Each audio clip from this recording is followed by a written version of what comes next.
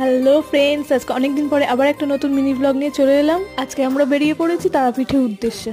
আমাদের কিন্তু অনেকদিন আগের থেকেই ট্রেনের টিকিট কাটা ছিল, কিন্তু লাস্ট মোমেন্টে এসে আমাদের ট্রেনটাই ক্যান্সেল হয়ে গেছে। আমরা তো সবাই খুব টেনশনে পড়ে গেছিলাম আদৌ আমাদের যাওয়াটা হবে কিনা সেই নিয়ে। তারপর অনেক আলোচনা পরে আমরা মাতারা নাম নিয়ে বেরিয়ে পড়েছি, যা হোক দেখা যাবে সেই ভেবে। তারপর আমরা হাওড়ায় এসে জেনারেল টিকিট কেটে উঠে পড়েছি ট্রেনে। তারপর ট্রেনে উঠে এই আন্টির কাছ থেকে জানতে পারি যে আজকে দুটো ট্রেন বাদ দিয়ে বাদবাকি সব ট্রেনই ক্যান্সেল হয়ে গেছে। যাই হোক, আমরা সবাই ট্রেনে ওঠার পর খুবই খুশি হয়ে গেছিলাম, কারণ আজকে আমাদের যাওয়াটা হচ্ছে, ক্যান্সেল হয়নি সেই ভেবে। কিন্তু এখানেই আমাদের ভোগান্তি শেষ ছিল না, কারণ আমাদের ট্রেনটি 4 ঘন্টা লেট করেছিল। অবশেষে অনেক কষ্টে পরে আমরা রামপুরহাট এসে পৌঁছালাম।